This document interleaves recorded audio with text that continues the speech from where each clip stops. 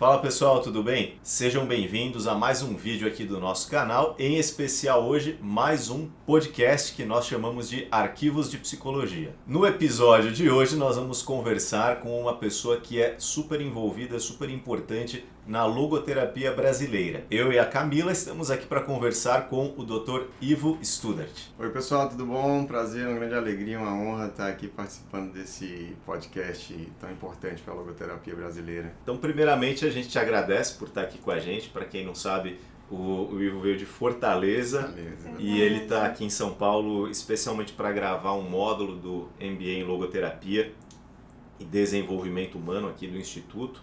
E a gente sempre aproveita esse momento para conhecer melhor os nossos professores, apresentar também, não somente para os alunos, né, mas para o público em geral e para registrar esses momentos. Todo mundo que vem aqui sempre tem coisas importantes para contribuir e a gente fica muito feliz que tenha chegado a hora de você estar aqui com a gente.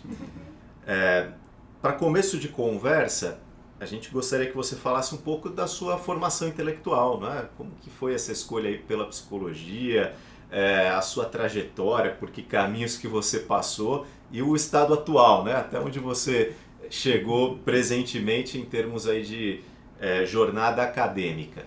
Ah, coisa boa. Bom, a minha história começou com um encantamento, né, pela mente humana.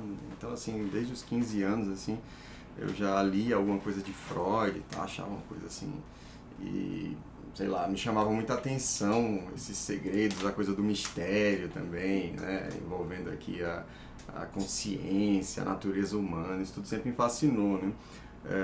A minha dúvida foi sempre caramba, será que dá para ter um emprego com isso, né? Mas isso não me impediu de buscar. Na verdade, eu não sabia nem o que era psicologia, nem filosofia, nem nada, mas eu achei que entre medicina e filosofia, a psicologia foi que me ofereceria ali um caminho talvez mais condizente com aquilo que eu buscava, né? E então, acabei cursando psicologia na Universidade Federal lá do Ceará e, paralelamente, fiz uma formação também em filosofia na própria Universidade Federal do Ceará, porque na época, eu não sei como é hoje, o currículo era muito aberto, então praticamente um terço das disciplinas você poderia escolher onde cursar, né? Então eu cursei todas do outro lado da rua, que era no departamento de filosofia. E lá, na época, me encontrei muito mais, encontrei muito mais espaço para essas inquietações, essa busca.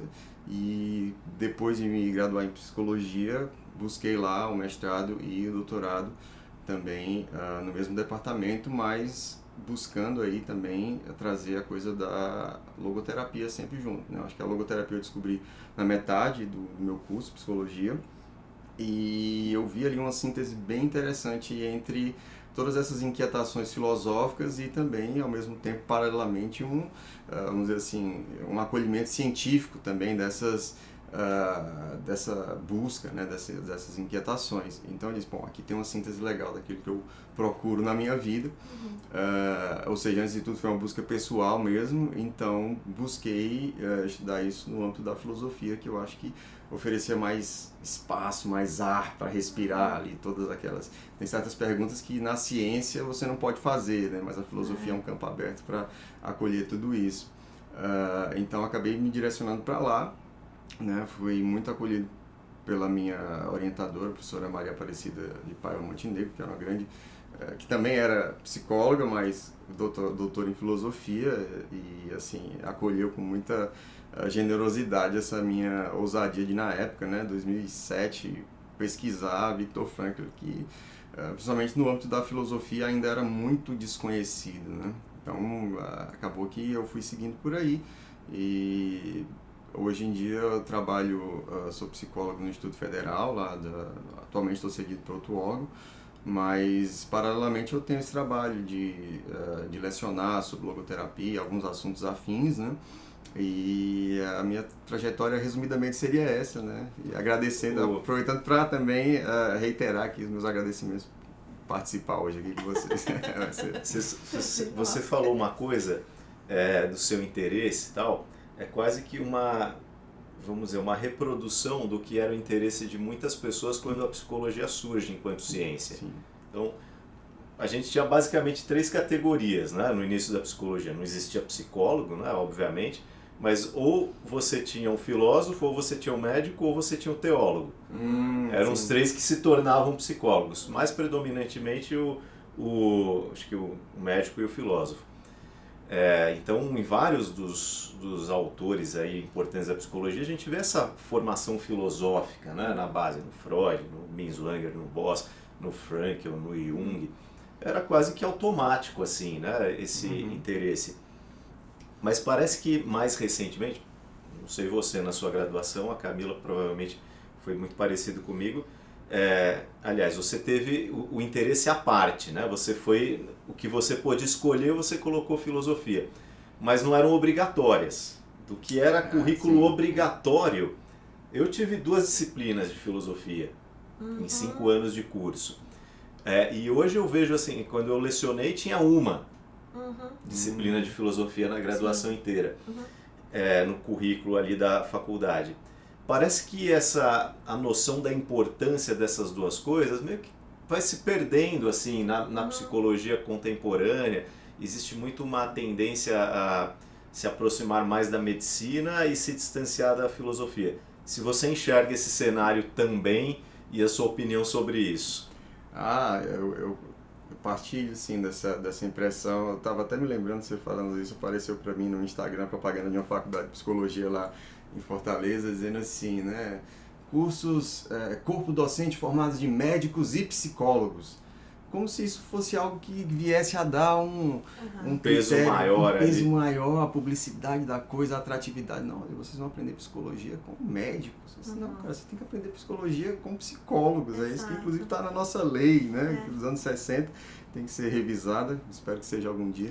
Mas, assim, eu vejo muito isso. No caso da minha formação em particular, o que eu percebi foi que, assim, a gente tinha era um currículo antigo, então tinha um pouco mais esse viés tradicional de formar mesmo o psicólogo a partir de um arcabouço epistemológico mais denso, né? Então eu percebia que a gente tinha várias disciplinas várias não, mas as disciplinas eram muito orientadas para a epistemologia da psicologia. Então a gente tinha que entender como aqueles saberes, aquelas formas se constituíram historicamente a partir da filosofia, né? Quer dizer, essa coisa da psicologia ser filha da filosofia era muito presente, né? Na verdade, a filosofia é o fundamento da cultura, não né? só a psicologia. Então, assim, a gente entender que esse vínculo, ou melhor, a ruptura desse vínculo a partir da questão da revolução do método científico, etc., no caso da psicologia especialmente tem sido mais problemático, né? Esse cordão umbilical tem sido, vamos dizer assim,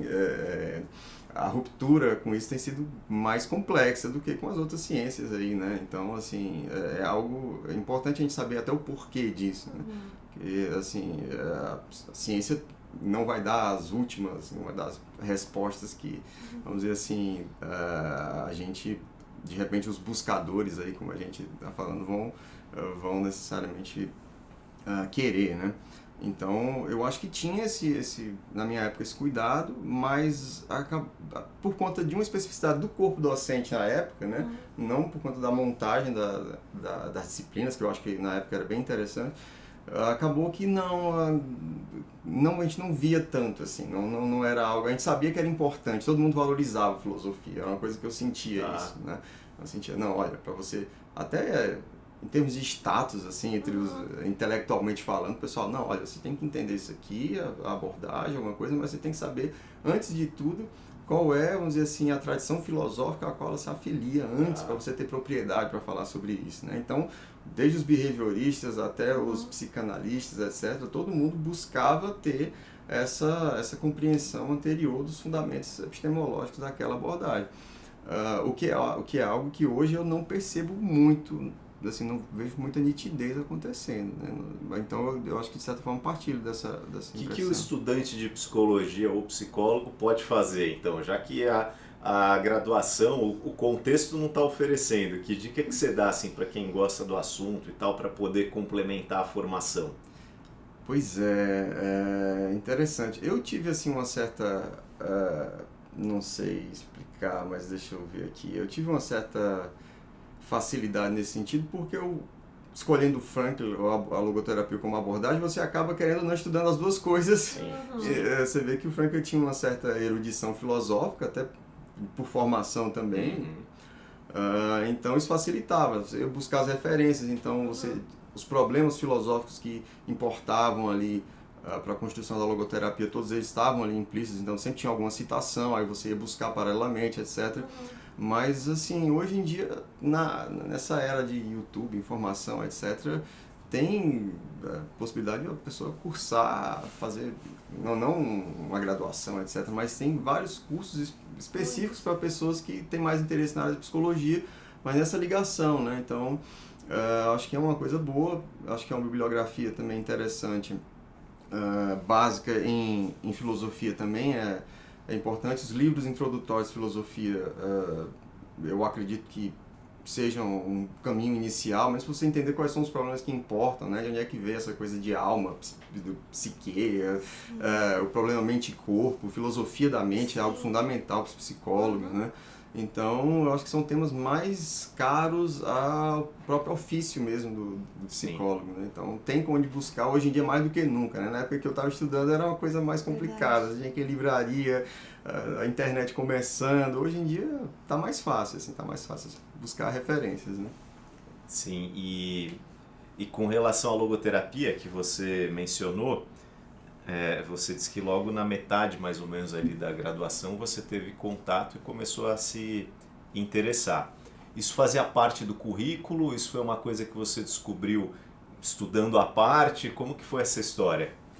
Então, o meu interesse em psicologia, inicialmente na adolescência, também, como eu falei, né, esse fascínio também envolvia uma coisa sobre o mistério, né? Então, assim, esses fenômenos paranormais, então... Na época, eu lia muito sobre o que havia de parapsicologia, de pesquisa psi na época, né? E acabei procurando me instruir mais nessa seara, e foi nesse âmbito aí que descobri Viktor Frankl com uma citação à parte num curso especificamente sobre esse tema que eu fiz, foi até aqui em São Paulo. Havia uma disciplina sobre abordagens contemporâneas do inconsciente e fizeram lá, eram 2 logoterapeutas que ministravam esse curso, e um psiquiatra e um psicólogo, e eles, o logoterapeuta sempre que pode vai soltando alguma coisa, mesmo que não seja, né, um conteúdo ali, enfim, original, mas ele vai soltando, e ele falou do inconsciente espiritual e acabou contando a história de Viktor Frankl, etc. Eu achei muito interessante e fui buscar aquela coisa, né, em busca de sentido e tudo mais, então foi aí que eu conheci. Isso aí já no que, segundo, terceiro ano de graduação já? Eu acho que foi lá pelo quarto semestre e quinto, por aí, exatamente. Só uma observação aqui, você usou a expressão esses fenômenos psi.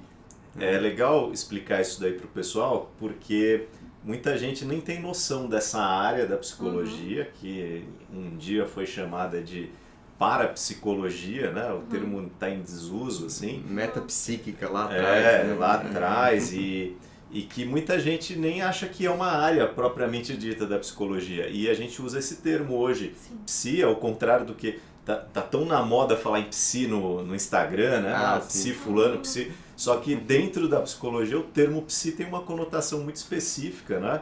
Que a Camila pode explicar melhor do que qualquer um de nós aqui. Afinal de contas, ela é uma autoridade. Fala um pouquinho só para o pessoal que está... É um assunto à parte, mas acho que é curioso explicar isso para o pessoal. Claro, e eu acho que é importante mesmo porque quando a gente está falando desse psi, né, esse que o Ivo está falando pra gente, a gente está fazendo referência à letra grega, né, do psi, e a gente está falando como se fosse a incógnita da matemática. Então, se a gente fala do x na matemática como algo que a gente desconhece, a gente está buscando, né, conhecer, a gente também pressupõe lá o tal do psi na psicologia e a gente investiga para ver, será que existe um tal do psi? E aí, quando a gente fala dos tais dos fenômenos aí, que na linguagem comum a gente usa, né, do paranormal, do desconhecido, hoje a gente tem os termos anômalos, né, não usuais, a gente tem vários termos aí sendo usados em relação a isso, para a gente pensar um pouco disso. Então a gente tem vários temas que são importantes, quando a gente fala de intuição, ou até dando uns exemplos, né, pelo menos até puxando um pouco para a minha pesquisa, telepatia, telecinese.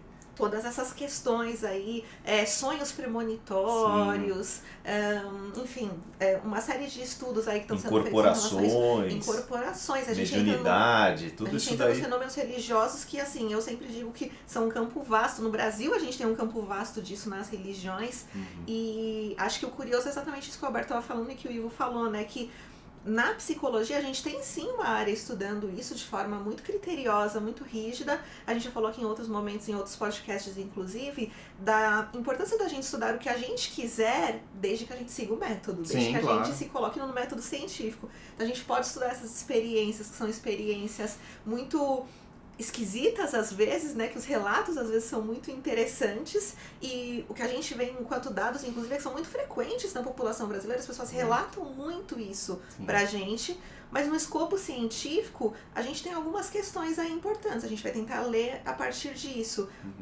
Então tem toda uma área da psicologia aí preocupada. E pela falta desse conhecimento, muitos psicólogos acabam evitando o assunto. Evitando como se fosse proibido, né? O paciente traz lá pra sessão, sei lá, uma situação de incorporação, de um sonho premonitório, e a gente meio que, né?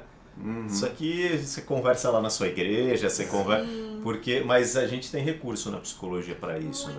Ou então, Alberto, que eu acho que é uma coisa que a gente já falou aqui em outros momentos, exatamente por desconhecer isso na psicologia, faz leituras religiosas próprias. Sim, então, o psicólogo ouve lá aquilo que a gente na religião chama de incorporação, e aí ele lê por uma lente religiosa porque ele desconhece uma leitura Se ele é da mesma religião, ele acha legal, se ele é de outra, ele indica um exorcismo lá pra pessoa, porque é a leitura que ele faz muito religiosa, não psicológica. O seu interesse, né? A gente estava conversando aqui um pouquinho antes de começar a gravar, o seu interesse por essa área foi anterior ao da logoterapia, inclusive. Sim.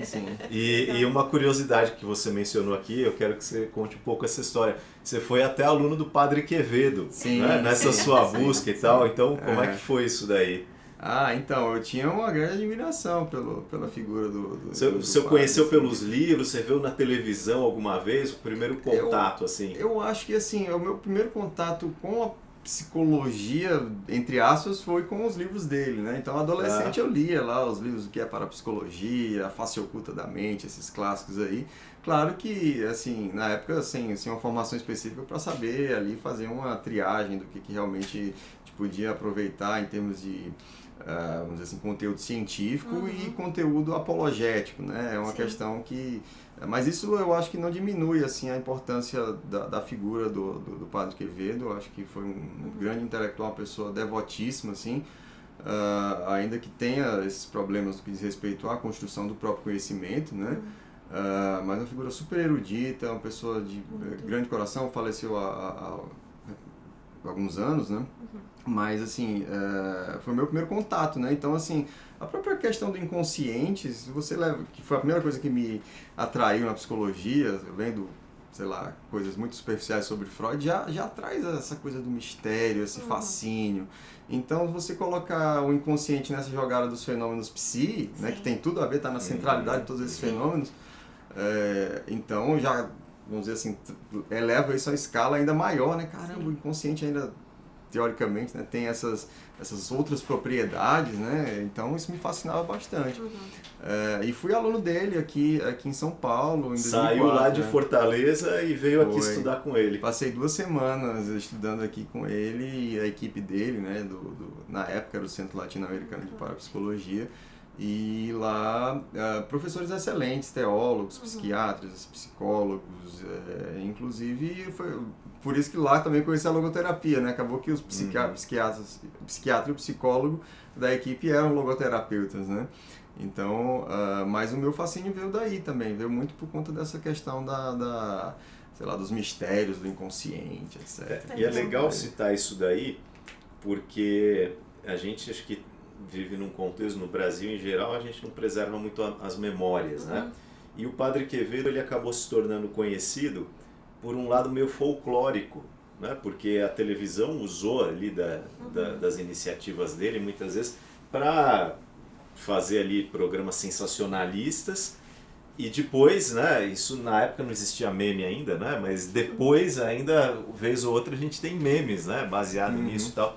Só que isso não corresponde nem um pouco ao que era a natureza do trabalho dele. Sim, Né? sim, Ele sim. não era um cara sensacionalista, ele era alguém que tentava estudar seriamente, né? Sim, a minha percepção é de que ele nem tinha noção assim desse mundo midiático, da manipulação que queria fazer em torno da figura dele. Era um cara que queria colocar o conhecimento e ajudar as pessoas, né? Exatamente.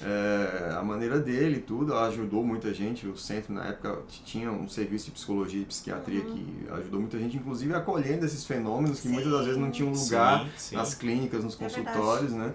E, enfim, é um trabalho fantástico que, às vezes, assim, não é o que aparece na TV, né? Aparece aquela figura lá, aquela verve mais inflamada, né, e tal, mas, na verdade, não, uma pessoa super gentil, assim, muito, muito caridosa, muito generosa e muito erudita, assim. Ele sabia a Suma Teológica decorada, assim, no latim, né, e tudo, assim, uma coisa... E eu lembro, um mágico muito bom, né, muito criterioso. Sim. Meu orientador, professor Wellington Zagari, já falei dele várias vezes aqui, vou continuar falando dele várias vezes aqui. Até a hora que a gente trouxer ele. Até a hora que o tem Wellington que trazer, vier, né? por favor, Wellington, né, já tô fazendo aqui a ponte.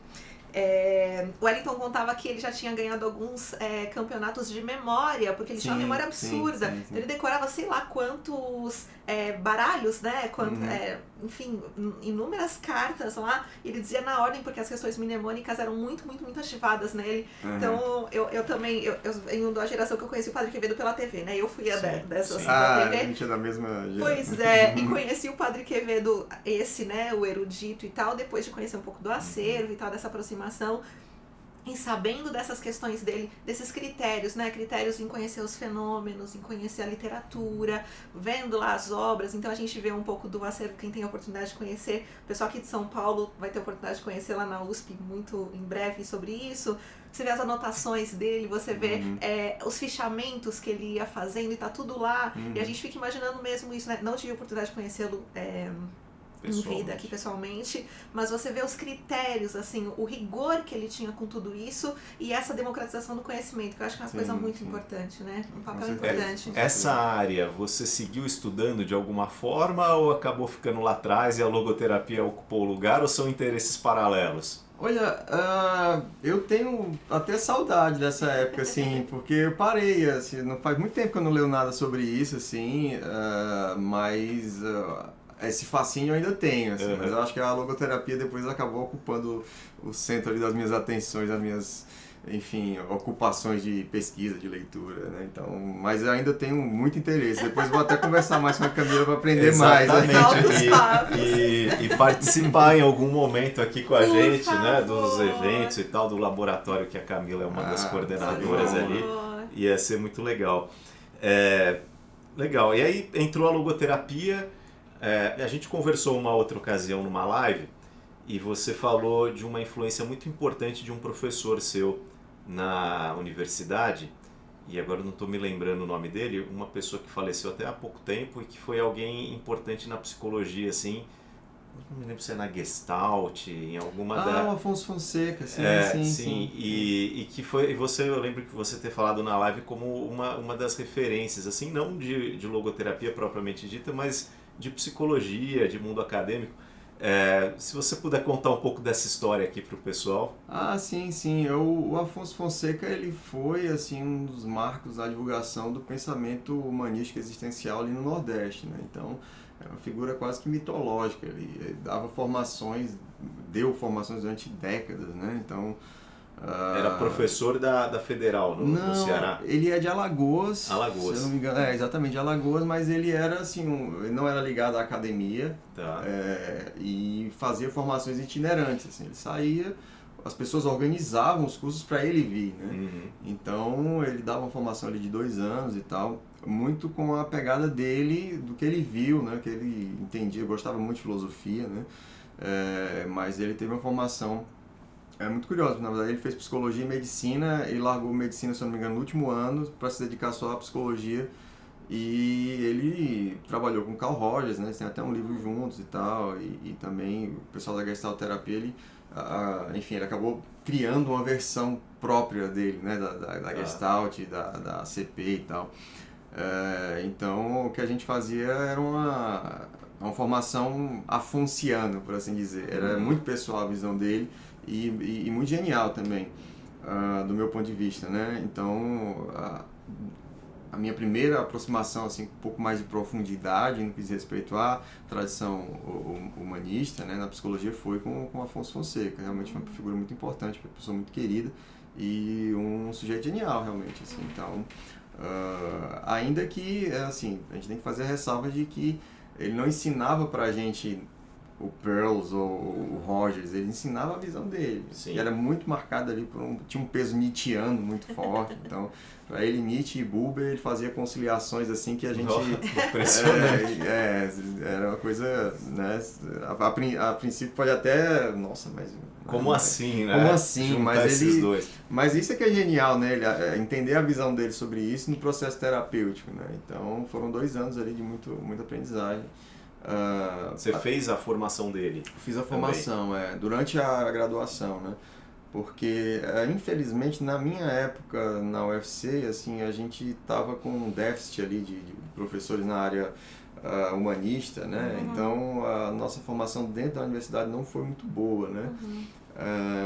Então, a gente até brinca, eu encontrei uns amigos da psicologia na semana passada, e a gente lembrando, caramba, aquele professor usou em 3 cadeiras diferentes o mesmo livro de 80 páginas. Então, assim, era uma reciclagem do material, enfim, né? Mas prejudicou um pouco a nossa formação, tanto que a nossa turma tem pouquíssimos humanistas, assim. Eu acho que eu estou tentando lembrar aqui, eu acho que de memória só eu mesmo. E como você falou, nessa época não tinha YouTube, né? Não tinha Instagram. Não tinha. Hoje em dia a gente consegue suprir qualquer falha na nossa formação, no nosso currículo, indo atrás, né? Com certeza. Eu estudei muita psicanálise na graduação, mas se me perguntar que depois de 3, 4 anos, o que eu lembrava era Sim. muito pouco. Eu vou lá hoje no YouTube, quando eu tenho uma dúvida, quero saber, assisto um vídeo lá do Duncan, do Contardo, de qualquer um desses grandes nomes, e pronto, sim. agora estou sabendo, estou entendendo melhor. E a gente tem tentado fazer a mesma coisa com a logoterapia, né? Sim. Que é uma área que, enfim, tem representação ainda quase que perto de zero nas universidades, de maneira geral. Acho que já está mudando um pouquinho o cenário, mas ainda é assim. Só que em compensação, na internet eu acho que é uma das teorias que a gente tem mais conteúdo assim sendo produzido, né? Acho que o pessoal da logoterapia, percebendo isso, abraçou a causa, assim, e todo mundo usa no Instagram, posta vídeo e tal, que acaba suprindo essa lacuna, né? Não, só o material do IP Logo no YouTube já é um curso tem aberto. Tem bastante coisa ali, né? Muito material, assim, qualquer tema não, mas você procurar um tema específico dentro da logoterapia, colocar no YouTube, aparece com certeza algum material aqui que vocês criaram, né? Então, tem muito mais referência. Eu acho que é até uma coisa que aumenta a responsabilidade de quem hoje está em sala de aula lecionando, né? Porque antigamente o aluno não tinha tanto acesso à informação, você podia dar ali uma carteirada do jeito que você quisesse e ficava por aquilo mesmo. Aí hoje em dia você coloca no YouTube e tem altas... Você está dando aula, o cara está conferindo ali no celular se o que você está falando é daquele jeito ou não.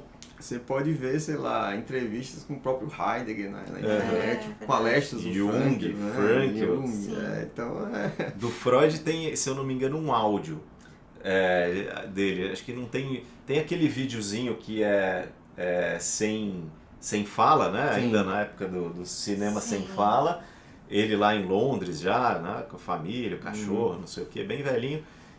E tem um áudio de uma palestra, se eu não me engano, em alemão ainda. Ou não sei se ele estava falando em inglês, agora não sei. E aí as pessoas põem a foto dele lá e o áudio no fundo e tal. Mas, pô, só de você poder ouvir a voz, né? Saber como que era a pessoa, acrescenta muito. Com certeza. Hoje, acho que as possibilidades de apreensão do conhecimento aí estão, sei lá, nem ficção científica a gente podia imaginar isso, né? Mas aquela coisa, também aumenta o desafio de filtrar o que é um material, ou então de organizar, né? Mesmo supondo que tudo seja bom, existe ali uma hierarquia, ou talvez uma ordem que você deva seguir para entender melhor, né? O que seja lá o que você queira aprender. Né? Sim. E hoje, dentro das suas atividades, então, você é psicólogo concursado de um órgão federal e também professor, vamos dizer assim, que atua aí numa docência livre, não numa livre docência, que a gente está falando de outra coisa, né? Isso é lá no futuro, né, professor? Mas, assim, numa docência livre, né? Ensinando em pós-graduações, né? Em aulas pela internet. Eu brinco dizendo que eu sou professor robista, né? Então, mas é um hobby que eu levo muito a sério. E parte das suas atividades estão aqui, né? Eu trouxe aqui para mostrar para o pessoal que não conhece ainda. E esse foi o jeito que eu conheci o seu trabalho no primeiro momento. Vou até mostrar aqui esse livrinho aqui, A Ética do Sentido da Vida. Não sei se eu pus o ano aqui que eu comprei, mas esse livro aqui, eu vou até contar a história. Eu comprei ele em uma das feiras do livro da USP. Ah, que legal. Acho que hoje também é uma coisa diferente. A gente tem muito conteúdo de logoterapia. As editoras estão republicando livros, está saindo muito livro novo. Então, o cenário é outro, mas na época não tinha tanta coisa. Isso, sei lá, 10 anos atrás, mais ou menos. E eu, numa feira de livros da USP, lá, para quem não sabe, a feira de livros da USP é um paraíso e uma perdição ao mesmo tempo para quem gosta de livros, porque os livros têm um desconto muito grande, só que em compensação você compra muito mais do que você deveria e poderia. E achei esse livro ali, falei, Ética do Sentido da Vida e tal, logoterapia. Falei, pô, que legal, tal. Na época eu estava fazendo mestrado, usando a logoterapia, comprei o livro, usei muitas coisas, só que ele sofreu um acidente. Que, se eu não me engano, choveu um dia, molhou minha mochila, o livro ficou todo avariado aqui. O livro tem história para contar. Né? Mas tive contato, né, com o trabalho do professor Ivo. É curioso porque quando você lê o nome aqui, você não tem nem ideia de quem é a pessoa, como é a pessoa, se é jovem, se é idoso, né? Nada do tipo. E no caso dele foi uma surpresa, assim, ver que era uma pessoa super jovem, já tão envolvida e escrevendo coisas tão interessantes assim. Usei bastante desse material aqui e olha só o privilégio, né? Depois eu ganhei uma edição, ele nem sabia que o meu estava estragado, né? Mas eu ganhei uma edição dele, autografada aqui pelo autor e tal. E agora eu tenho aqui a edição nova, né? Que já é diferente, já veio com imagem, né? Pra quem tá vendo ali, com foto. O pessoal as editoras estão caprichando. E a edição revista. Então, um dos seus trabalhos é de ser escritor. E posteriormente, né, descobri que você é tradutor também. Então, esse livro aqui, que é A Vontade de Sentido, já está numa outra edição também. A Paulo está padronizando, né, as edições das obras de logoterapia. E tanto esse, né, quanto esse livro aqui, que é o Psicoterapia e Existencialismo, são traduções suas. Sim. Né, traduções que você fez dos livros de Frankl. Então, além de um escritor, você é um tradutor. E essa obra aqui, que inclusive ela é um dos textos do nosso MBA em logoterapia, que é o Tratado de Logoterapia e Análise Existencial, que acho que qualquer um que estude a logoterapia precisa ter essa obra. E quero te parabenizar, inclusive, por isso daqui. Obrigado. Acho que é uma obra que faltava. Nessa direção, acho que isso era só o livro da professora Izar que a gente tinha, né? Assim, que era uma tentativa de uma compilação dos principais conceitos e tal. Então, uma obra excelente que eu vou mostrar aqui para o pessoal também. Qualquer um que queira se aprofundar em logoterapia, esse é um livro fundamental e é um livro escrito também pelo professor Ivo. O que a gente vai falar um pouquinho agora é sobre isso. Então, fala um pouco dessa questão de escrever, como que surgiu essa ideia, como que surgiu esse primeiro livro, esse segundo aqui. Conta um pouco da história deles pra gente. Claro. O primeiro, o Ética do Sentido da Vida, ele veio como uma versão da minha dissertação de mestrado, né? Então, eu terminei o mestrado em 2009.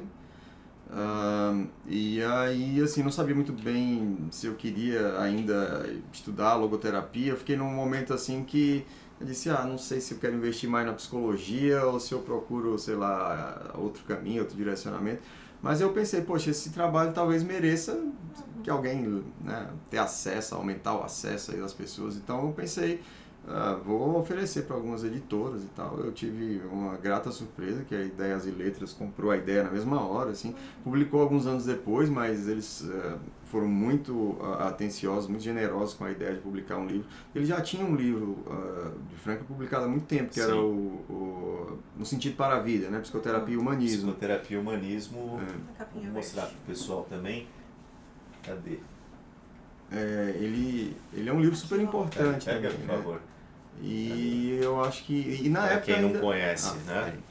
Que é um dos livros escritos em inglês também pelo Frankl. Exatamente. E a gente já vai falar das traduções, mas esse livro aqui é fundamental, na minha opinião, porque ele resume bem muita coisa. Ele é um compilado de palestras, assim, né? E essencial também. E isso foi numa época em que a logoterapia ainda não estava experimentando o ressurgimento de todo esse interesse, né? Então a gente ainda não estava redescobrindo essa primavera da logoterapia que a gente está vivenciando hoje, né? Então eles apostaram na ideia e publicaram em 2012, mas foi um período em que eu fiquei meio afastado, assim. Acabou que em 2013 é que eu fui retomar assim, as atividades nesse sentido, entrando no doutorado. E depois do doutorado, que terminei em 2017, veio a ideia de também publicar uma obra mais abrangente, né? Porque assim, eu pensei, o Ética do Sentido da Vida, ele é denso no sentido de que tem pouco espaço para muito conteúdo, né? Então, assim, o que eu tinha de argumento mais original, eu acho que está aí no Ética do Sentido da Vida. Só que as pessoas tinham conversando, né, nesse ínter, eu orientei algumas pessoas, assim, alguns trabalhos, e eu via que a mensagem não chegava direito, e eu acho que muito por falta, talvez, assim, de espaço para ampliar a minha proposta de sistematização dos conceitos de Frankl, né? E isso só veio, de fato, quando eu tive a oportunidade de ampliar, assim, o sistema, do modo como eu entendo, né? Então, a ideia do tratado veio depois, né? Foi publicado em 2021, ano passado, né? Em março do ano passado, e veio aí como essa tentativa de, aí sim, uma obra de referência no sentido de, bom, eu quero colocar a logoterapia em ordem na minha cabeça, como é que eu faço? Porque, apesar de Frankl vamos dizer assim, se dizer um autor sistemático, a logoterapia, tal como ela está dispersa nas obras dele, não é nada sistemática, né? Sim.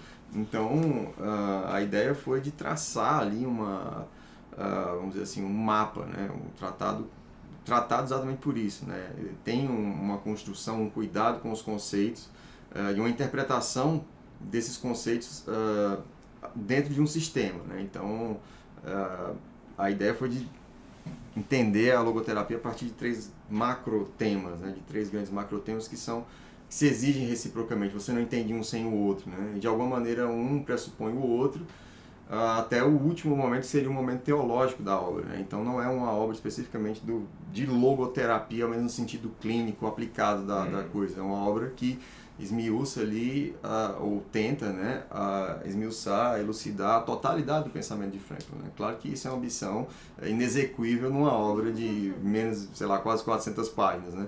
Mas a ideia é de que o leitor tenha condições de, após, né, o estudo, colocar esses conceitos no lugar. Não, agora eu estou entendendo que isso aqui faz parte desse debate, dessa discussão, dentro desse tema, e que isso se refere mais na frente a essa outra coisa. Então, assim, é um mapa, eu acho que é um mapa. E os 3 alicerces que você ancorou essa obra são... exatamente. Então a gente fala quais são os temas, os debates, os conceitos em cada um desses macrotemas, né? A visão de mundo, a visão de homem e a questão de Deus, né? Então são os 3 grandes temas, né? Aos quais Frankl se dedicou, na verdade, aos quais a história do pensamento ocidental também, sim, né? Sim. Se dedicou. Mas Frankl tinha, vamos dizer assim, posições muito particulares em cada um desses temas, né? E eu acho que é uma obra que dá para ver Frankl sendo sistemático, né? Ao invés de pegar ali as obras dispersas, etc., a ideia de referência é exatamente essa. Não, peraí, isso aqui eu consigo, a partir dessa leitura, colocar as outras obras no lugar e aí ampliar o conhecimento, né?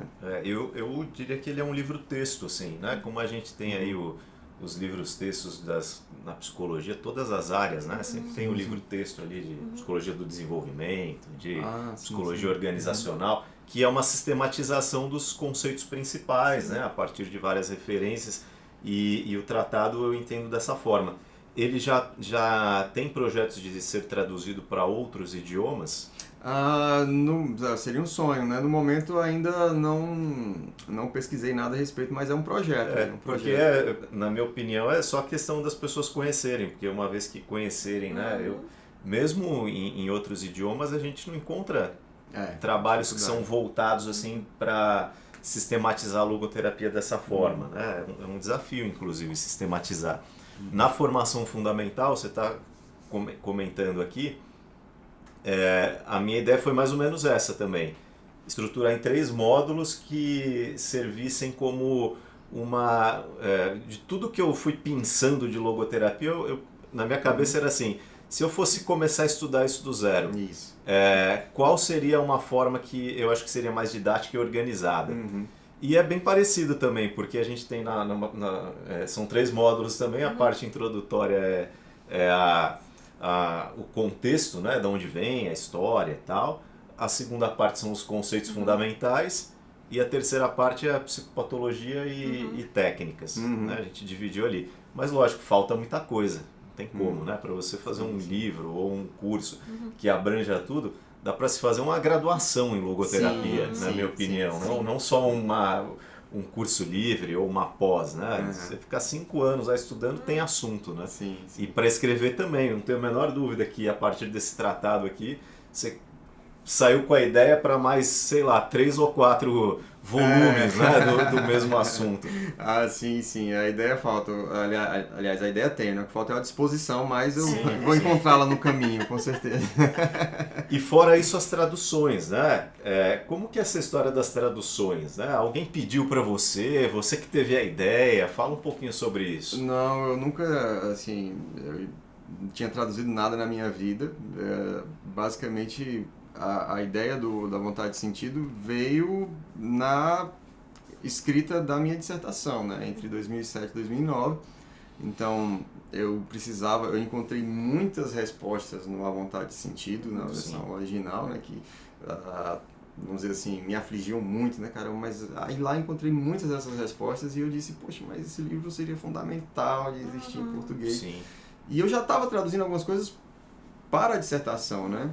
Então eu pensei, poxa, eu tive esse privilégio de ser bolsista e deixar meu trabalho para ficar só no mestrado, né? Então, pensei, caramba, já que eu tenho esse tempo, né, eu vou produzir também paralelamente essa tradução. Então, assim, na época eu falei com meu pai, disse, pai, eu estou pensando em fazer aqui uma tradução, assim, e tal. Ele, tudo bem. Aí eu disse, tá bom, então eu ia pra casa dele, a gente passava a manhã, aí eu ficava ditando, meu pai que digita com os 2 dedos, assim. Ia te ajudando ali. Ele ia escrevendo pra mim, assim, eu ia falando, ditando e ele lendo, assim, um luxo, né? Agradeço muito ao meu pai por isso, assim, foi um encorajamento pra fazer.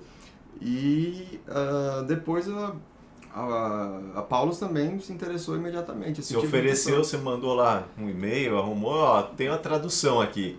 Não conhecia ninguém, assim, na verdade, fui conhecendo as pessoas ao longo do caminho. Então, por exemplo, o Dr. Franz Wesely, né, que enfim, é o genro do Frankl, né, que cuida aí da parte administrativa, do legado, do patrimônio, Frankl, né, do patrimônio, né, do espólio aí intelectual do Frankl. Eu falei, olha, estou pensando em traduzir A Vontade de Sentido, e aí falei, essas aqui são as minhas credenciais, quer dizer, as poucas que eu tinha, eu mandei para ele até do Instituto de Inglês, etc. E aí ele, olha, para mim tá ótimo, se você encontrar uma editora que queira publicar, pode falar no meu nome. Aí eles mandaram uma carta, tem até essa carta até hoje, assinada pela filha do Frankl, né?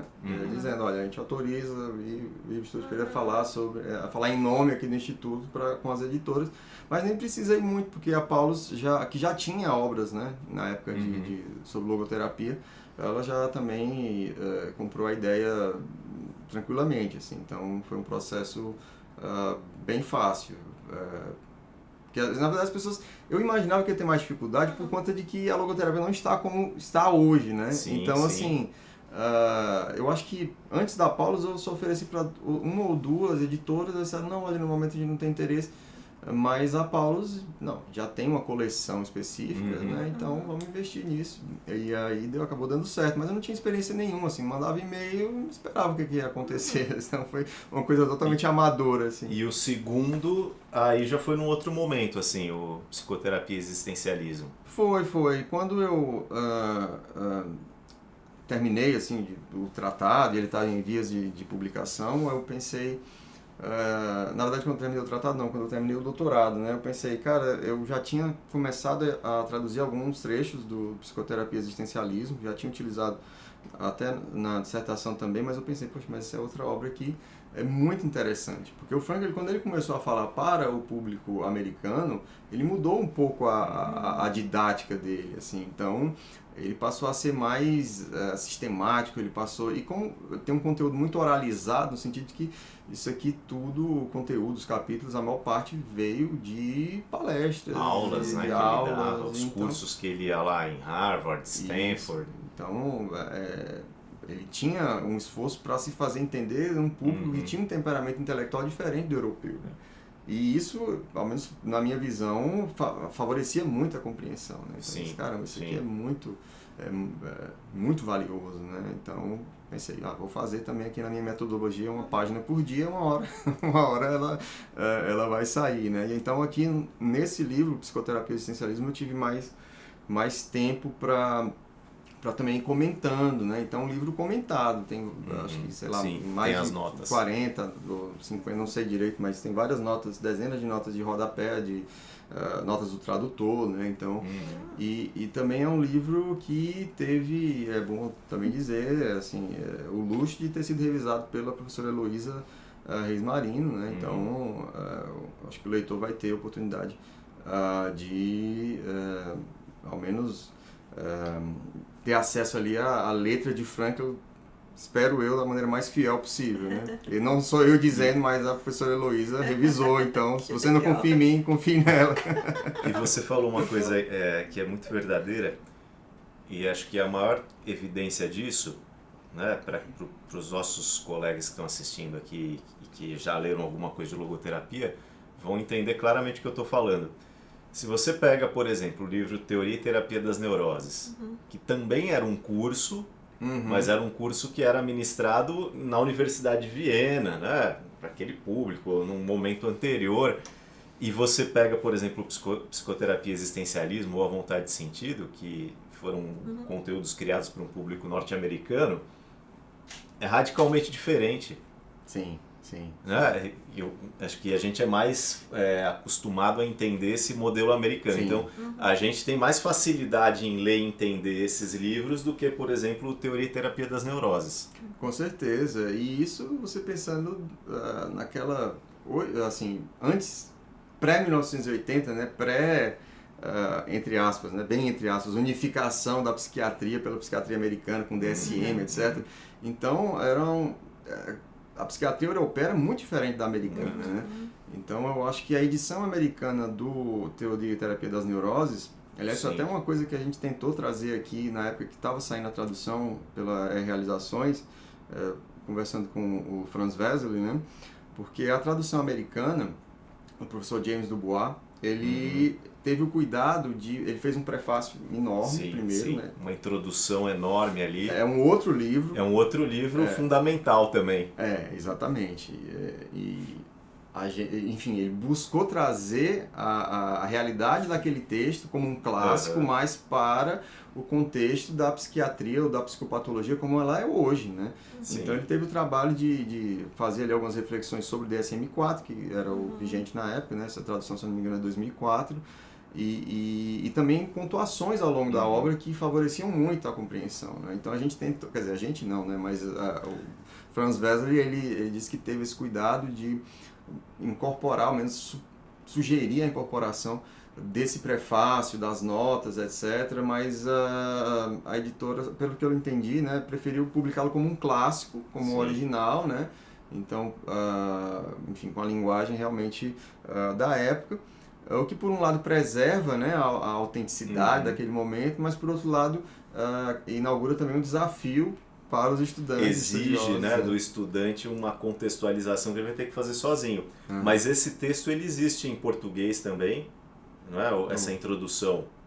Essa introdução eu traduzi... A tradução é sua também.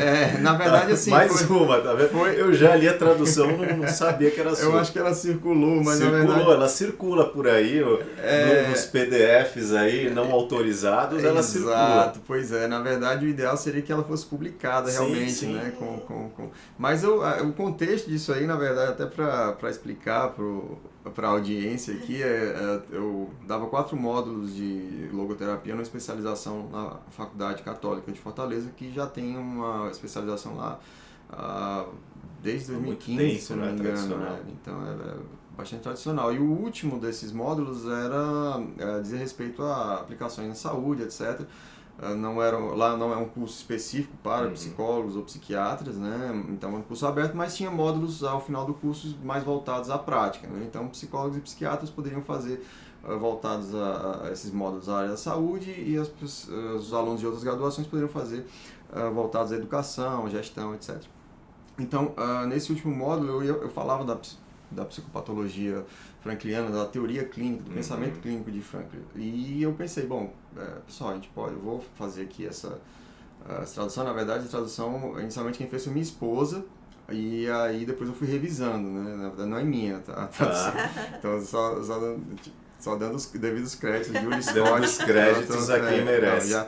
Mas aí o que acontece? Eu peguei o PDF não, na verdade eu imprimi, né? Eu combinei com a turma, pessoal, a gente vai fazer isso aqui, mas aí imprimi, aí depois você imprime para digitalizar já também, né? Porque você tava com essa preocupação de não saírem divulgando assim de uma maneira inapropriada. Mas o PDF acabou voltando para mim depois. Tá. Eu até vi depois isso, mas assim, é bem interessante também, bem interessante. Eu tive, vamos dizer assim, o azar de ter lido, ter tido acesso a esse texto depois que eu já tinha estudado o livro. Então eu falei assim, puxa, se eu tivesse isso aqui antes ia facilitar um pouco o meu trabalho. E aí inclui, porque no conteúdo original da formação não tem esse texto.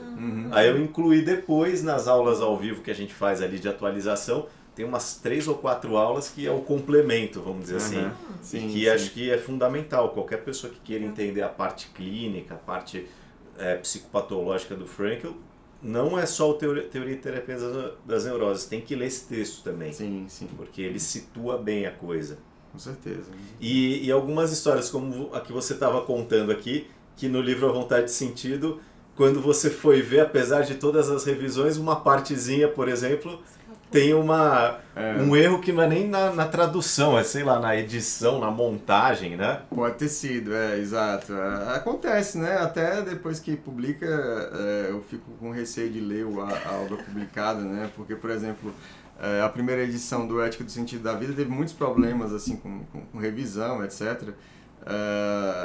Mas, enfim, tanto que eles aceitaram generosamente a ideia de fazer essa versão, com licença aqui, versão, pode mostrar para o pessoal aí a versão atualizada, revisada e ampliada, né? Então, assim, eu tive a oportunidade de fazer do meu jeito, assim, com a minha... Eu sou muito chato, assim, com detalhes linguísticos, etc. Então, o pessoal lá da revisão deve me odiar, mas isso ao menos teve a vantagem de sair a obra do jeito Normalmente é o autor que odeia o revisor, né? Nesse caso é o contrário.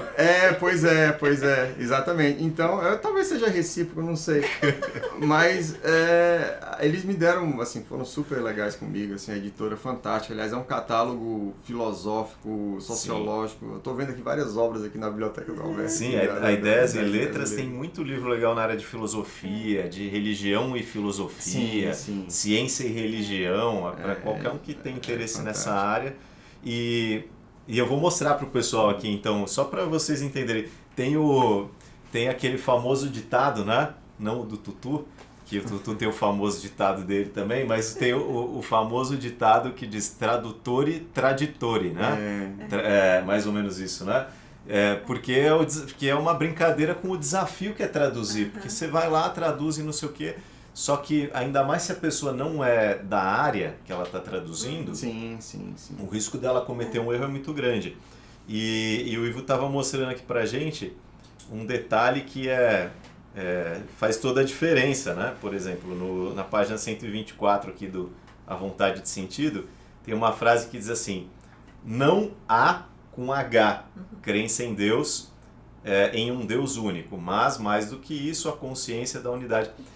E a tradução que o professor fez foi a seguinte: não há crença em um Deus único, mas mais do que isso, há consciência, um há semelhante a esse do que é usado em relação à consciência. Então, só para vocês terem um exemplo, uma frase dá a entender que ele está negando né, uma crença e na outra ele está se referindo à crença. Então, façam como eu, se vocês têm essa edição aqui, esse livro, na página 124, risquem, né, o A com H e coloquem o A artigo aí, porque essa é a tradução correta, né, professor? Sim, sempre que eu vejo essa obra, a primeira coisa que eu faço é pedir autorização do proprietário para ir lá fazer essa. Pronto, então tá aqui, meu já agora eu posso colocar edição revista e atualizada também pelo tradutor.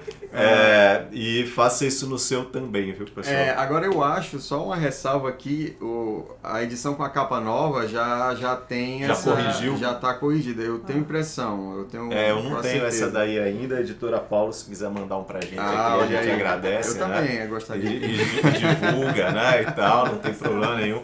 Mas eu não li ainda, só vi a capa. Mas quem tiver a capa azul pode fazer, 124, tá? Porque muda totalmente o sentido. Aí é uma traição, né? Mas acho que não foi minha. Acho que foi não sei, não quero acusar ninguém. Às vezes não foi nem intencional, às vezes na tipografia, né? Pode acontecer, a gente não sabe em qual momento, mas fugiu um pouquinho. Porque é curioso exatamente o contexto. Ele está falando, olha, a gente tem que partir, milhares de anos atrás, a humanidade chegou a esse conceito, essa crença num Deus único. Isso de alguma maneira aproximou a humanidade, né? O monoteísmo trouxe ali, assim, tá todo mundo debaixo do mesmo Deus, assim, né? Mas, por outro lado, o passo que deveria ser dado seria, não, agora vamos acreditar na unidade do gênero humano, né? O monantropismo. Aí ele vai dizer, não há crença, verbo haver, aí tipo... Acabou. Mas enfim, no contexto dá para perceber. Agora né? você sabe que, inclusive, nada a ver com o assunto, esse é um dos erros mais comuns de português que eu vejo as pessoas cometendo no Instagram, em qualquer lugar. A pessoa quer falar do haver, ela usa o artigo, né? Ou o contrário. Sim. Isso é muito comum, então tá perdoado aqui. Agora, só um adendo aí à nossa conversa. O pessoal sempre pergunta assim, eu vou começar a estudar logoterapia, li o livro Em Busca de Sentido, qual o próximo? Esse aqui, na minha opinião, é o melhor, porque ele é um livro objetivo, ele é um livro simples, e ele é muito abrangente ao mesmo tempo, e ele traz já, acho que muitas das curiosidades que a gente tem no livro Em Busca de Sentido, que fica ali vamos dizer, uma introdução a algumas coisas, ele já explora melhor aqui. Eu não sei se você tem essa visão também, e que outras obras fundamentais você recomenda, assim, se for pegar aí o top 3, o top 5, né, para quem está iniciando, o que você sugere? Claro. Eu tenho essa impressão também, Alberto, de que A Vontade de Sentido talvez fosse o melhor segundo livro nessa escala. Inclusive, é até uma impressão que é partilhada por várias outras pessoas também. Eu lembro que pouco tempo depois do livro sair, o pessoal lá de Salvador, a Denise, o Alan, Denise Jessen, né, Alan Veras e tal, o pessoal são muito atuantes lá, já tem um curso também de pós-graduação lá há algum tempo, mas tudo começou, se não me engano, com grupos de estudo. Então eles me passaram, na época que o livro saiu, não, olha, a gente está estudando esse livro como, vamos dizer assim, um intermediário, talvez saindo dali daquela fase inicial, do básico, então, sei lá, Em Busca de Sentido, etc. Aí a gente está lendo agora e, assim, eu acho que até hoje, se eu não me engano, não sei, mas eles adotaram esse modelo por muito tempo, A Vontade de Sentido como segundo livro. Eu sugeriria A Vontade de Sentido como segundo livro e, assim, é porque eu sou muito fã dos livros americanos, né? Não é porque eu estou envolvido na tradução, assim, mas eu acho que é porque facilita a compreensão, assim. A pessoa, por exemplo, leu Em Busca de Sentido, depois vai ler Psicoterapia e Sentido da Vida, eu acho que ela vai ter mais dificuldade. Sim. Então, o psicoterapia existencialismo também, não só porque é um texto americano, mais fácil de compreensão, mais direto ao ponto, mas também porque ele é comentado, eu acho que guia ali A Vontade de Sentir também é comentado, assim, né? Menos comentado, mas aqui a gente tem comentários mais conceituais, né? Então, eu acho que dá para colocar o leitor, assim, numa... E depois os livrinhos, tipo, por exemplo, o Sede de Sentido, é um livrinho pequeno também. É uma conferência também, né? Conferência, entrevista, né? Sede de Sentido, mostrar pro pessoal. Acho que a gente aprende muito com entrevista, acho que é uma forma bem legal. Ele é bem pequenininho, né? Talvez seja... Perdi o Sede de Sentido. Tá bom. Mas é uma... Depois a gente mostra. Ele deve ter sido engolido. Não, ele tá em casa. Ele tá em casa. Eu né? lembrei porque eu fui preparar uma aula. No Sede de Sentido tem é onde tem uma citação que, na minha opinião, é uma das fundamentais assim para a gente entender a ideia que Frankl traz da logoterapia como uma antítese do niilismo. Porque lá ele diz que ele diz o seguinte, que o niilismo no seu extremo, aquele niilismo criado, né, nas salas e nos gabinetes dos filósofos do século XIX, do século XVIII, ele culminou nas câmaras de gás. Isso é muito forte, né? Porque às vezes a gente não tem essa noção de como o pensamento ele vai impactar a política, a história, etc. E ele diz isso, o Frankl tem essa leitura, né? Por que a gente chegou naquilo? Porque a partir do momento em que você começa a dizer que a vida não tem sentido, o risco que se corre é que se justifica qualquer coisa. Sim. Essa postura de denunciar aí essa aliança ideológica entre esses pensadores nihilistas e a barbárie nazista foi um lance de muita coragem dele, muita né? Inclusive coragem. Apontando até o dedo em ganhadores do Prêmio Nobel, Exatamente, né? Isso aqui não aconteceu por acaso, teve todo aquele espírito ali do início do século XX, né? Entre esse período entre guerras, principalmente, aquilo ali já era um caldo de cultura muito fértil, né? Então você basicamente alinhou uma série de tendências patológicas no âmbito social, né? Por isso que ele fala dessa patologia do tempo e também desses sintomas da neurose coletiva, né?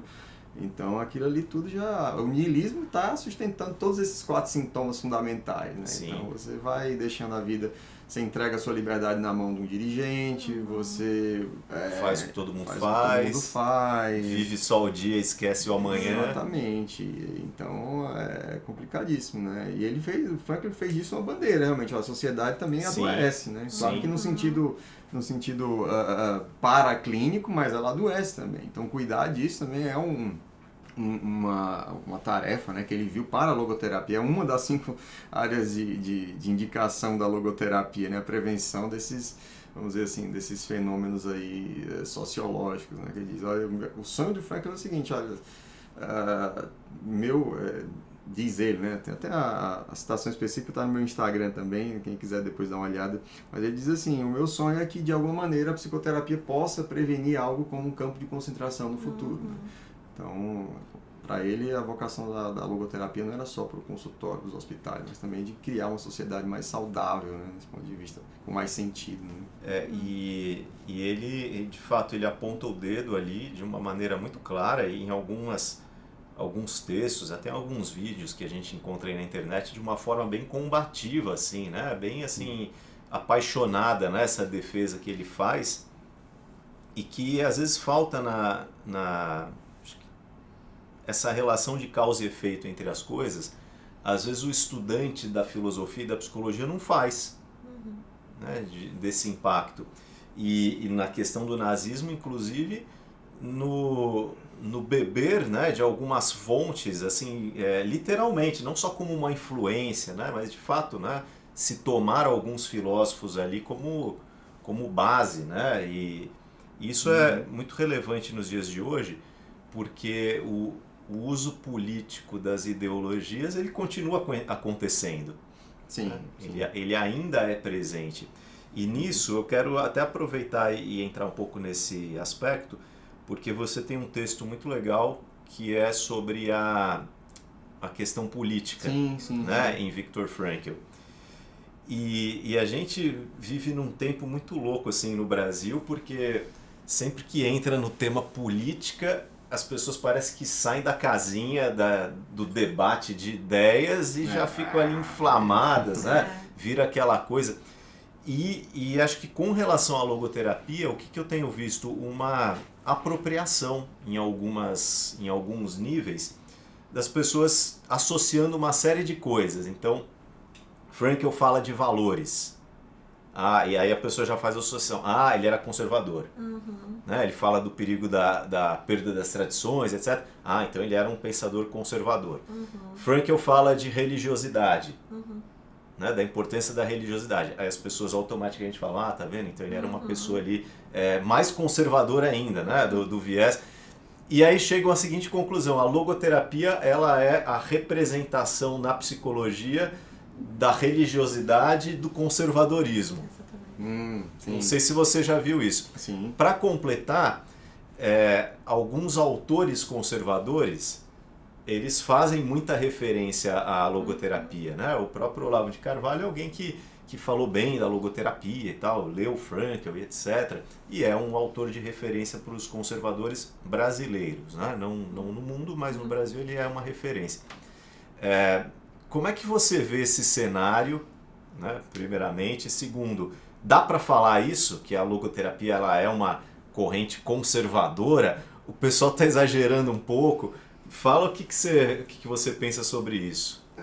É curioso, né, você pensar isso, principalmente vendo, se a gente retomar aí o passado de Frankl, né, a aproximação dele com as ideias de esquerda, né, então ele na juventude tendo sido socialista, diretor, né? Juventude socialista, na Áustria. Da Áustria. E depois da guerra também, né, no próprio, as cartas que a gente das quais a gente tomou conhecimento agora com esse livro Chegará um Dia, que será livro e tal. Logo ali naquele período pós-guerra, como ele falava também bem, né, mas o Frankl também experimentou a tragédia do socialismo real, né? Então ele viu o que aconteceu na União Soviética, ele viu tudo aquilo. Então, na verdade, ele criticava os dois lados. A Áustria vizinha, né, de vários países ali da Cortina de Ferro. Sim. E ele palestrou lá também, do outro lado da cortina, né? Foi dar aulas ali também. Sim, exatamente. Então ele criticava tanto o American Way como também... Né? Por outro lado, quer dizer, mas ele viu que o grande problema é o ser humano. O problema é o ser humano, assim, você consegue, ao menos, se tentando aqui pensar com o Frankl, né? Você consegue subverter qualquer tipo de ideologia a partir de uma perspectiva pessoal de poder, a partir de uma perspectiva pessoal. Então, todas as ideologias são corruptíveis, né? E esse é um debate anterior ao mérito das ideologias em si, né? Então, antes da gente saber, será que o liberalismo é melhor do que o estatismo, etc. Isso são discussões posteriores. Eu acho que Frankl pensava muito mais assim, quem é que está por trás da implementação dessas políticas, entendeu? Porque você pode tirar coisas muito boas de um lado e de outro, né? Sim. Agora, claro que eu não estou falando que Frankl, de alguma maneira, subscrevia autoritarismo, etc. Nada disso, né? Sim. Mas, por outro lado, eu acho que era um debate anterior. As últimas, até onde eu sei, ao menos, né? Os últimos pronunciamentos dele sobre questões políticas iam muito mais nesse sentido. Olha, tem um debate anterior, que é a linha que parece super manjada, mas faz muito sentido, que é aquela coisa, tem dois tipos de política e políticos. Aquele que consegue entender que os meios, você pode subverter os meios dependendo de qual seja o fim, e aquele que diz, não, tem certos meios que não dá para discutir porque eles já vão tirar todo o sentido. Não tem fim nenhum que justifique isso. Isso, exato. Quer dizer, é uma discussão super antiga na filosofia política, super manjada, né? Todo mundo fala isso, mas tem muito sentido ainda conversar sobre isso. Porque... Quer dizer, qualquer tentativa que a gente faça de querer colar o pensamento do Frankl numa ideologia A, B, C ou D, quando a gente fala de política e religião, é uma extrapolação. Na verdade, a opinião da pessoa, porque no pensamento dele não existe base para isso. Eu acho que não, o que eu estava até tentando lembrar aqui dessa passagem, mas você falou da aproximação com o conservadorismo, de fato, assim, você citou o nome aí desse personagem super polêmico, né, para virar uma hashtag, é uma coisa terrível, mas do Olavo de Carvalho, ele, ao menos no que diz respeito à história da logoterapia no Brasil, ele teve algum mérito na sugestão de obras. Então, editoras tidas como conservadoras recebiam muitas orientações, até onde eu sei, né?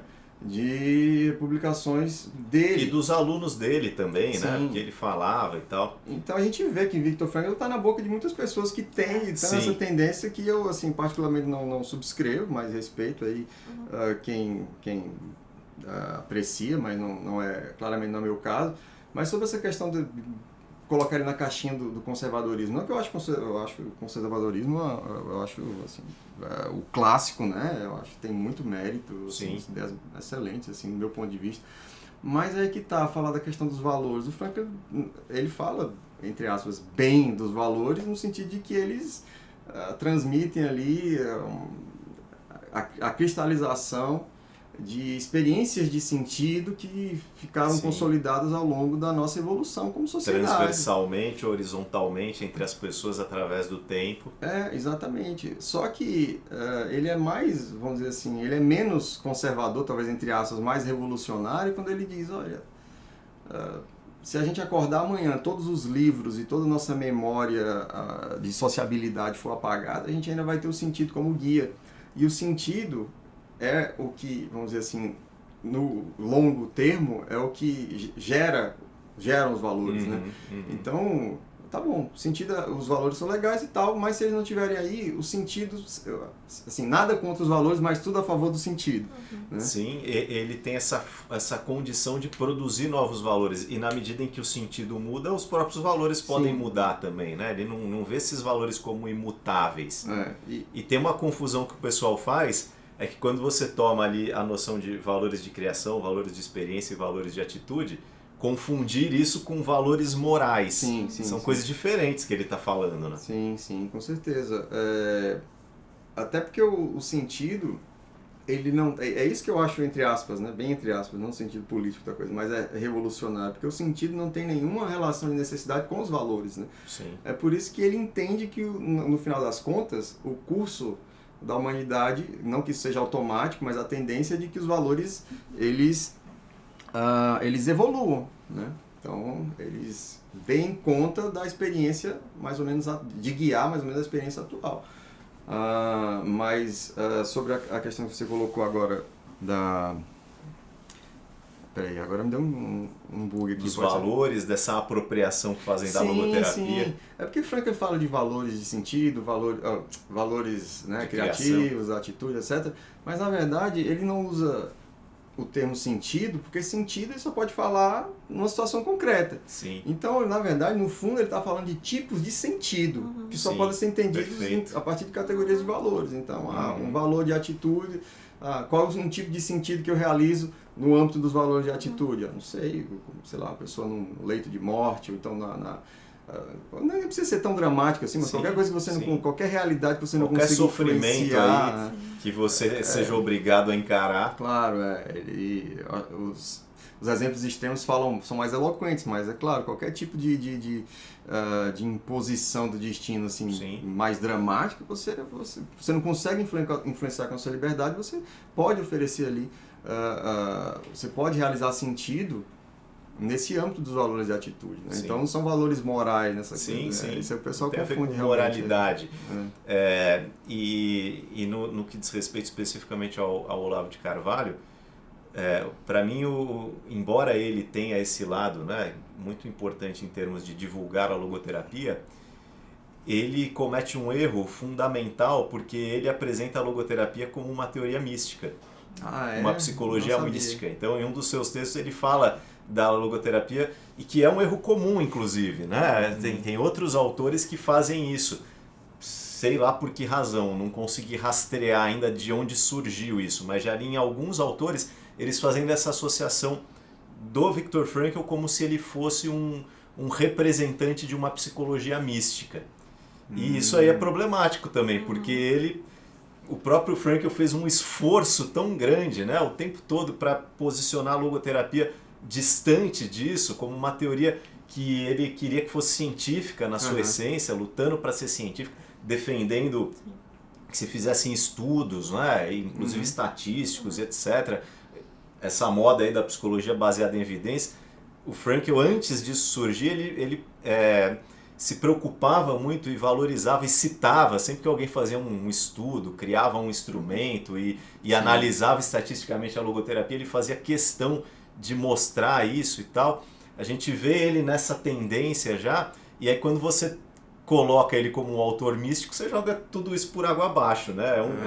É uma coisa que a gente tem que ser cuidadoso. Engraçado, eu não conhecia essa interpretação dessa tendência mística, assim, mas realmente é perigosa, né? E isso vem tanto de alguns leitores, principalmente cristãos, quanto leitores judeus. Né? Em ambos os lados existe essa associação. Porque uma coisa é Frankl, o autor, médico, psiquiatra, neurologista, psicoterapeuta. Outra coisa é o Viktor Frankl, pessoa, Sim, com as suas crenças e etc. Não dá para misturar, embora seja a mesma pessoa, não dá para misturar, porque ele não misturava. Então, se a gente pega, depois que o indivíduo está morto, algo que ele evitou a vida inteira e você faz, poxa, não é muito correto, né, agir dessa forma. No próprio livro A Presença Ignorada de Deus, que eu vou mostrar aqui para quem não conhece ainda, que é uma obra clássica também, e que a tradução, embora seja a tradução do título, embora seja um título super bonito, também não reflete, né, exatamente o que ele está colocando ali no original. Mas a leitura que eu faço é a seguinte: quando você pega todos os outros livros aqui do Frankl, né? Então vamos botar isso aqui de um lado e isso aqui do outro. Ele, embora essas coisas conversem, aqui ele está falando sobre uma outra perspectiva. Né? A leitura que eu faço é assim: aqui ele está falando sobre a perspectiva filosófica. Aqui é o Frankl filósofo. Aqui é o Frankl psiquiatra, neurologista. Você compartilha disso? Você acha que é mais ou menos isso também? E que existe um risco em você tomar o que está escrito na Presença Ignorada de Deus como um conteúdo médico, psicoterapêutico, 100% assim, sem filtros? Com certeza, com certeza. Inclusive, o título original dessa obra é O Deus Inconsciente, né? Então, sim, eu acho que eles buscaram uma outra forma de, talvez até de amenizar isso, né, no título brasileiro. Mas, de fato, essa obra vem de uma conferência de 1938, que foi aproveitada como tese de doutoramento em filosofia em 39. 49. 49. Foi, obviamente, depois da sim, guerra. 38, ou 48, 49. Então, o que acontece? Aqui, o Frankl ele vai fazer uma análise da consciência moral, mas uma análise filosófica, uma análise fenomenológica do fenômeno da responsabilidade a partir da sua interpretação como filósofo do fenômeno da consciência moral. Quer dizer, a ideia dele é pensar, será que a consciência moral, essa noção de dever ser, é algo que se reduz, pode se reduzir ali sei lá, uma série de condicionamentos sociais, ou então de processos psicológicos, como a psicanálise tenta, por exemplo, com a questão do superego resolver, etc. Ou não? Será que ela, de repente, aponta para algo transcendente, algo que não se resolve na imanência de processos psicológicos? Então, a ideia, basicamente, de Frankl é dizer, olha, o ser humano, ele experimenta esse dever ser, esse chamado do dever ser, como algo que está para além dele. Agora, se o ser humano dá, sei lá, um nome para esse transcendente, se ele inicia ali um relacionamento pessoal com esse transcendente, como figura, como incorporação desse dever ser, aí a gente tem o homem religioso. Agora, não é que o homem não religioso não experimente esse chamado dever ser, ele só interpreta de outra forma. Sim. Então, assim, esse é o argumento básico da Presença Ignorada de Deus. Agora, ele não vai colocar isso como um texto, isso pode subsidiar algumas posturas clínicas, etc., mas isso não é um texto clínico, né? Sim. É um texto filosófico. Eu diria o seguinte até, o indivíduo pode ser logoterapeuta 100% sem nunca ter lido isso aqui. Sim, sim, sim. Ele não é um livro fundamental para você praticar logoterapia. E eu gosto muito da postura que ele tem aqui, porque ele coloca, várias vezes no texto, você vê ele falando assim, em termos de possibilidades. E se considerarmos tal coisa? Né? E se pensarmos que isso... Então, você vê claramente que é um texto, entre aspas, especulativo. Ele está falando de possibilidades, ele está adentrando a metafísica, que é algo que ele mesmo não faz, por exemplo, no Teoria e Terapia das Neuroses. Ele não vai fazer isso ali. Sim. Mas não deixa de ser assim uma base interessante para pensar a questão da religiosidade, né, no âmbito da psicoterapia. Ele já adiantou, quer dizer, você sabe isso, vocês sabem isso bem melhor que eu, mas ele já adiantou várias discussões nesse âmbito, né, que até hoje essa luta para reconhecer o mérito da espiritualidade no âmbito clínico, etc, né, e assim, Frankl já vinha adiantando muitas dessas discussões antes quer dizer, na primeira metade do século XX, né. Então, acho que um dos primeiros autores, certamente, na psicologia a fazer isso, né, de uma forma sistemática.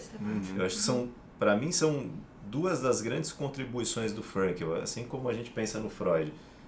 Freud você pode gostar de psicanálise ou não, mas é inegável que ele criou o que a gente faz até hoje, o que a gente chama de psicologia clínica, esse modelo ele que criou. Né? E então, todas as teorias usam hoje em dia, mas o modelo, né, quem patenteou ali foi ele. É verdade. Né? É o modelo do Freud. E o Frankl, eu acho que ele é tão importante quanto na direção de duas coisas. Primeiro, trazer para a discussão clínica e da psicoterapia as questões espirituais do paciente, acolher isso, né, e não rejeitar, até porque quando ele começou ali a apresentar suas ideias de uma maneira mais contundente, a tendência era na direção contrária, né? Era de rejeitar isso daí no contexto clínico. Então ele faz isso, e a visão integral do ser humano, que hoje a gente chama de visão integral, paradigma integral de saúde, visão holística, etc. Damos inúmeros nomes para isso em várias áreas da saúde. Na psicologia ele é um dos pioneiros, um dos primeiros que vai falar, olha, peraí, não é só psíquico e não é só biológico, tem algo além disso tudo, aí tem uma outra coisa que ele vai chamar de noético, que depois é traduzido como espiritual também e tal, mas que você pode dar o nome que for hoje em dia, mas é uma dimensão diferente. Eu vejo ele muito inovador nessas duas coisas, assim. Falando aí a gente estava falando dessa popularização da logoterapia, né, no Brasil. Sim. E a gente vê que isso é bom por um lado, mas traz riscos, né? Com certeza. Na sua visão, quais são assim esses riscos que a gente corre, né? Na medida que a gente começa a ensinar mais logoterapia, estudar mais logoterapia, os grandes perigos? A gente sabe que Frankl era muito zeloso da teoria dele, embora tenha criado como uma teoria aberta, ele era muito zeloso para que ela não fosse assim confundida. E que tipo de outros erros você vê que a gente corre o risco de cometer, ou você até vê como tendências, assim, e a gente, tentando ensinar logoterapia, precisa corrigir para que a coisa não fique assim muito, muito fora do que era a sua proposta? Pois é, mas isso é um risco inerente à popularização de qualquer tipo de conhecimento, né? Sim. Eu acho que eu nunca imaginei ver, sei lá, logoterapia nas redes sociais, né? Essa coisa mas é importante buscar referências, né, ou lugares que falem de logoterapia, porque assim, o tanto de frase que eu leio por aí, motivacionais, atribuídas a Frankl, que eu acho particularmente que ele não disse, assim, é um número bem grande. Você nunca encontrou, pelo menos, né? Pois é, não vou ter essa pretensão dele, nunca falou isso. E olha que você já leu bastante. Assim, principalmente frases em forma de conselho. Cara, o Frankl não escrevia assim, faça isso, não sei o que, se você não puder fazer isso, faça aquilo. Cara, não é... Às vezes até traduz um pouco do espírito da mensagem da logoterapia, mas não, né, a gente vê que é algo meio falsificado, né? Mas o perigo que eu vejo é exatamente não só nesse tipo, né, nessa faceta da popularização, mas também no aspecto formativo, que esse é o mais complicado, né? Então, essa coisa de pulular e uma série de formações diferentes, etc., às vezes você se encanta por sei lá, por um design legal da propaganda e vai lá fazer. Mas assim, as pessoas têm que procurar as referências, né, de quem está oferecendo determinado curso, né? Peraí, essa pessoa, qual é a experiência dela, qual é a formação, sei lá, quais são as obras, o que essa pessoa produz de conhecimento. Porque isso eu já vi, tem muitos, sei lá, não sei se muitos, mas para mim 2 ou 3 já seriam o suficiente. De pessoas que têm até, que partem de uma interpretação muito desviada da logoterapia para oferecer uma espécie de, às vezes muito misturado com religião, às vezes essa corrente mística eu particularmente não conheço, mas certamente já deve ter curso sobre isso também.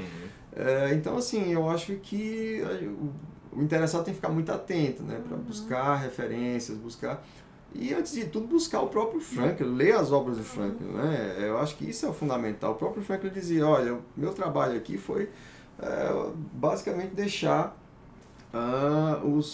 as fundações do prédio, né? Então eu construí as fundações. Então, para que vocês não tenham que repetir todo o processo, construa em cima do que já está ali consolidado. Então, se você pensar num prédio, cada tijolinho que você coloca ali, cada modificação que você coloca num determinado cômodo, etc., tem que guardar uma certa relação de harmonia com as fundações, ou com o fundamento, no caso da metáfora da logoterapia. Então, é um sistema aberto, como é que eu diz? Todo mundo está convidado a participar do desenvolvimento posterior da logoterapia, ele deixa isso na forma de um convite. Mas, ao mesmo tempo, ele também faz esse alerta para dizer, olha, se você quiser construir e chamar isso de logoterapia, ou se você não quiser, de repente, criar um cômodo que vá cair depois ou que não se sustente, você tem que guardar uma harmonia com as fundações, né? E o melhor método que ele mesmo sugere é esse que você acabou de falar, né? Ler os livros dele. Exatamente. Porque, quer dizer, né? Eu sou super a favor de cursos, obviamente, né? A gente promove cursos e etc. Mas eu diria que os cursos são o segundo melhor método. Sim. O segundo, você ir lá estudar com alguém. Sim. O melhor é o que ele mesmo falou, que é ler os livros. Mas é que tá, o curso ele te ajuda a ler e a entender o livro. Exatamente, né? Então, sim, complementa.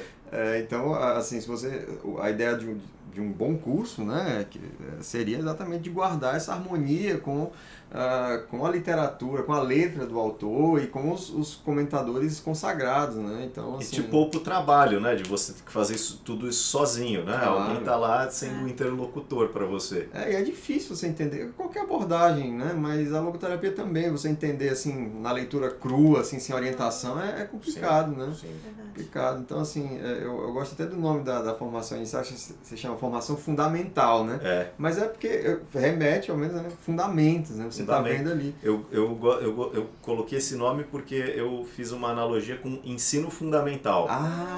Então, quando você vai para o ensino fundamental, o que você aprende? O básico. Sim. É o básico. O ensino fundamental não é uma faculdade, não é uma pós-graduação, mas é fundamental. Sem aquilo você não consegue. Lá. E tanto é que eu brinco, isso aqui é uma alfabetização. Você está sendo alfabetizado para depois poder se aprofundar. Sim. E acho que a leitura, né, não só do Frankl, mas também dos autores que escrevem sobre ele, como é o seu caso, como é o caso do professor Tiago Aquino, né? Enfim, no Brasil, a professora Izar, e cada vez mais, né? A gente tem aí obras saindo, sendo publicadas, teses, dissertações, tem muita coisa legal, interessante, e que a própria revista Logos e Existência, que já faz um tempo que não sai edições novas, mas pelo que eu estou vendo aí a movimentação, o pessoal está trabalhando para que saia novas edições, e aí a pessoa consegue com isso, né, e mesmo às vezes sem assistir nenhum vídeo, mas se familiarizar com as explicações e tudo mais. Sim. Não, hoje quem quer aprender logoterapia, assim, tem caminhos legais, mas tem que se orientar sobre, né, verificar, né, até uma bibliografia que você pega do determinado curso, você já vê se o curso é sério ou não, né? Então, interessante. Uma aluna minha que fez a formação e tal, antes ela tinha feito há muito tempo já um curso EAD de logoterapia.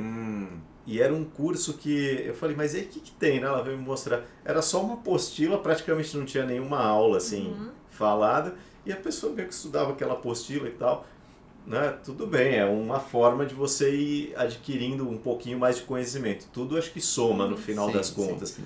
Mas acho que o mesmo esforço que quem gosta de logoterapia faz para divulgar a logoterapia, a gente tem que fazer no mínimo um esforço proporcional para embasar esse conhecimento. Né? Não adianta eu fazer muita propaganda se a hora que a pessoa chega para assistir uma aula o conteúdo está mais ou menos. Total, com certeza. Ivo, a gente começou falando, né, que você tinha vindo a São Paulo exatamente para gravar o nosso módulo. E a gente está muito feliz de você estar aqui com a gente. E queria perguntar um pouco para você como é que foi essa história, né? De você receber o convite do MBA, saber a respeito do MBA. Como é que foi para você receber? A gente sempre conta aqui um pouco da nossa parte, né? Como é que foi pensar nisso que tudo. Eu conheci através do livro, né? Depois a gente fez contato e tal. Exatamente isso. A gente sempre conta a história, né? Que quando o Alberto começou a pensar nessa história do MBA e tudo isso, uma das primeiras coisas que ele me disse foi assim: Camila, quero trabalhar com essas pessoas. E daí ele foi levantando os nomes das pessoas. E o seu nome, obviamente, estava lá com a gente. Então, essa é a nossa história, né? Como é que foi a tua de receber o convite? E já conta pro pessoal, se você puder, o que você vai ministrar aqui no nosso MBA, né? Como é que vai ser a tua disciplina, pro pessoal conhecer um pouco mais disso. Legal. Não, eu entrei no Instagram muito tarde, eu não era muito ligado em redes sociais, né? Eu acho que na pandemia, um pouco antes da pandemia. Na verdade, não, entrei para divulgar o psicoterapia existencialismo, até com a convite do Sam Siros, né? E aí a gente foi bater um papo lá, então eu não tinha muita noção de como é que a logoterapia estava sendo, sei lá, divulgada nas redes sociais, etc. Então eu tomei conhecimento já tardiamente, né, do trabalho de vocês, e confesso que a princípio fiquei com o pé atrás, porque era muito grande a visibilidade, assim, ao menos para os parâmetros da logoterapia. A gente fica sempre com receio, né? Será que o pessoal tá... Mas depois, quando eu fui lá e de repente assisti aos vídeos, muitas lives, muito material, quer dizer, vocês já estavam trabalhando há muito tempo, né? E aí eu fui vendo, cara, esse trabalho é muito sério, assim, é uma coisa que precisa crescer, de fato, né? Mais do que, enfim, já vem vindo aí nessa crescente, e esse tipo de iniciativa tem que ser realmente... reforçado, né? Porque é muito fácil, como a gente já conversou aqui, distorcer a mensagem da logoterapia, né? A logoterapia dá margem para muitas formas de distorção, de apropriação, vamos dizer assim, ideologizada, né? Então você vê um trabalho com um alcance tão grande e com uma fidelidade tão precisa à obra de Frankl, não só a obra de Frankl, mas também o que está sendo produzido, né? Em termos de divulgação científica, pesquisa, etc. Isso dá, assim, um ânimo realmente para que, poxa, a logoterapia vai crescer de uma maneira, vamos dizer assim, mais saudável no Brasil, né? E fazer parte desse movimento foi uma grande alegria, né? Assim, esse convite eu fiquei muito honrado. Conheci o Alberto também pouco tempo depois que eu entrei no Instagram, acho que a gente conversou alguma coisa. Fizemos live depois. A gente depois fez uma live, né? Mas eu fiquei também muito feliz quando ele disse, olha, já conheci seu trabalho e tal. Eu, poxa, nem fazia ideia. Então, a gente bateu um papo muito legal no YouTube, né? E assim, daí a gente começou aqui essa amizade, está rendendo esses frutos aqui, fico muito feliz com o convite, né? Bom demais. O que você vai ministrar para os alunos? Então, eu preparei duas partes, assim, né? Que hoje, na primeira parte seria... assim, a gente abordar o porquê da logoterapia, né? Então, como é que surgiu a logoterapia, mas uma pegada num caminho, num itinerário muito pessoal, do modo como eu percebo a formação, tanto pessoal quanto intelectual de Frankl, né? Então, entendendo a logoterapia não só a partir de influências teóricas, mas de inquietações existenciais, né? Como é que o problema do sentido entrou na vida de Frankl, né? A gente vai estudar isso em 3 dimensões, né? A princípio como um drama pessoal, depois como uma questão filosófica e, por fim, como um problema clínico, né? Então, essas 3 dimensões se interpenetram na obra de Frankl. Entender isso, o movimento de Frankl na primeira metade do século XX é fundamental, para a gente entender o porquê da logoterapia. E no segundo momento, a gente vai estudar o fundamento de entrada da logoterapia, que diz respeito exatamente a liberdade da vontade. E para estudar isso a gente vai ter que entender O que é essa categoria espírito, ou dimensão noológica, dimensão espiritual, dimensão noética? O que é esse noético para a logoterapia? Entender isso envolve uma série de debates entre determinismo, pandeterminismo, o papel dos condicionamentos, enfim, que Frankl chamou, distinguiu como destinos biológico, psicológico, sociológico, até que ponto essas 3 formas de destino vão dar forma ao ser humano que todos nós somos, e qual é o espaço da nossa liberdade no meio desses processos que nos atravessam, nos constituem, mas, segundo Frankl, não nos pandeterminam. E, por fim, a gente vai abordar, nesse contexto dessa liberdade, a liberdade, quer dizer, primeiro esclarecer a liberdade para depois entender onde é que entra a questão da responsabilidade. E aí não tem como falar de responsabilidade sem falar sobre sentido. Então a gente vai conversar um pouco sobre a categoria sentido da vida em Frankl a partir dessa noção prévia, esse esclarecimento prévio a respeito do fenômeno da liberdade. Claro que a gente não vai se aprofundar na questão do sentido, mas ao menos apontar o para quê dessa liberdade. Não é uma liberdade solta, indiferente, neutra, é uma liberdade que busca o sentido, e entender isso é fundamental para se iniciar aí na compreensão da logoterapia. Então, resumidamente, seria mais ou menos isso. Muito bom.